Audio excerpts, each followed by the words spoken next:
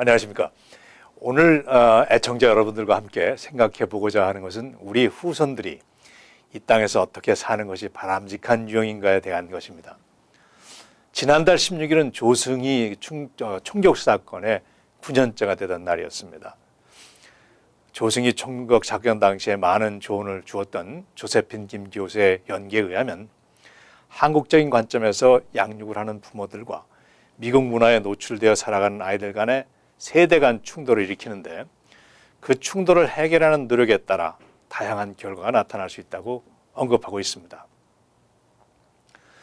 이민자의 아이들은 그 정체성의 정립 과정에서 대체로 4가지의 유형이 나타나는데 첫 번째 유형은 부모님과 의사소통은 이루어지고 한국 정체성이 뚜렷해서 한국 친구들과 많은 반면에 타민족과는 소원한 사이, 즉 Low American High Korean Identity가 있다고 합니다.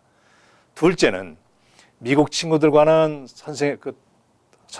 친구나 선생님들과 잘 적응하지만 한국어를 못해서 부모와 거리가 생기는 High American Low Korean Identity.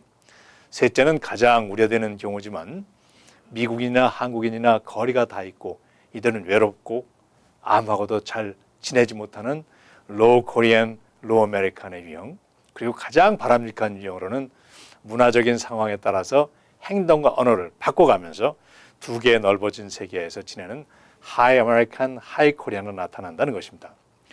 이 4가지 유형에서 가장 어려운 경우가 세 번째로서 한국인이지도 못하고 미국인이지도 못한 아무하고도 잘 지내지 못하고 외롭고 격리된 아이들입니다. 말씀드렸던 Low Korean and Low American의 경우입니다.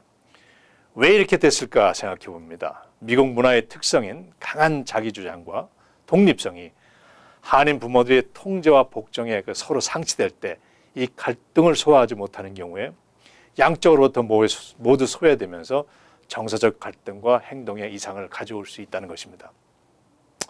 심한 경우에는 우울증, 음식장애, 자살 시도, 화병 등의 질병으로 이어지고 폭력적인 행위로 이어질 때에는 조승희 케이스가 이를 대변하고 있다는 것입니다.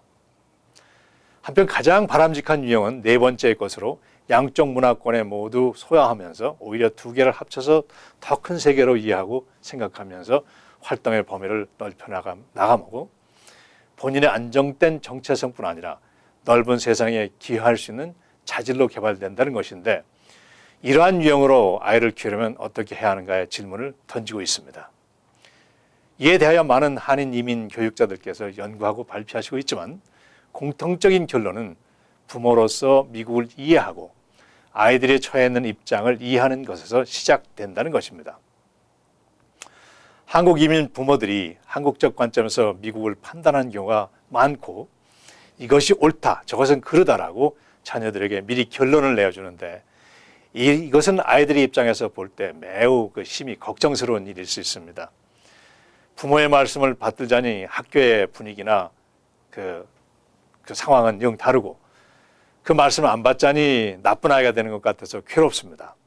모든 아이들은 부모에게 인정받고 부모에게 사랑을 받고 싶어 합니다. 그리고 자랑스러운 자녀가 되려고 하는 욕구가 있습니다.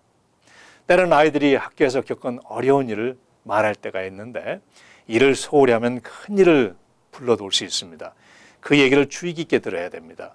내가 직접 미국 문화를 접하지 못했다면 아이들을 통해서 미국 문화를 배울 수 있기 때문이고 그들이 속한 미국을 이해하고 아이들의 입장에서 취해야 할 그 생각과 행동이 무엇인지를 고민할 때 아이들은 마음을 놓고 부모들과 대화를 지속하게 됩니다. 혹시 내가 잘 모르면 아이에게 물어봐야 됩니다. 내가 생각하기에는 내가 생각했던 것과 이런 점은 다른데, 즉 이 다르다는 표현은 매우 중요합니다. 내가 판단해서 옳다, 그러다로 하지 않고 다르다라고 할 때에 아이들은 그 다른 점을 현실적으로 이해할 수 있기 때문입니다. 그 다르다는 표현은 내가 너를 수용할 수 있고 내가 나를 수용할 수 있는 공간을 형성할 수 있기 때문입니다.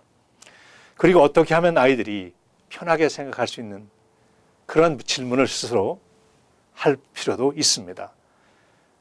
아이에게 내가 어떻게 해줘야 내가 학교에서 행복하겠니? 물을 수 있어야 합니다. 그 말을 듣는 아이들은 자존감을 갖게 됩니다. 우리 부모님이 나를 인격체로 생각해 주시는구나. 나는 중요한 사람이구나. 더 잘해야지. 부모님들께도 학교에서도 선생님과 친구들에게도 이러한 대화를 지속함으로써 아이들은 양적 문화의 장점을 내 것으로 만들어가는 경험을 하게 됩니다. 우리 흔히 말하기를 친구 사이, 부부 사이, 동료 사이 모든 인간관계에서 상대편의 입장에서 해보라는 역지사지라는 말은 우리 문화에 수천 년 동안 우리 문화권에서 존재하고 있는데 하필이면 부모와 자녀들 간에게는 잘 실행되지 못하는 건지 더구나 문화가 현저하게 다른 미국 사회에 살면서 우리는 왜 자녀들의 입장에서 생각하고 고민하지 못하는지 우리 스스로 생각해 봐야 합니다. 우리 자녀들을 세계적인 인물로 키워내고 싶다면 우리 스스로 세계적인 생각을 해야 합니다. 조승희 충격사건 9주년을 돌아보면서 한인 사회를 돌아봅니다. 우리는 우리의 후세들을 어떻게 양육하고 있는지 어떠한 비전을 심어주고 있는지 그러한 고민을 할 때에 우리는 성장할 수 있다고 봅니다. 고민하십시다. 그리고 우리의 후세들에게 희망을 주는 우리 1세들이 되도록 노력합시다. 안녕히 계십시오.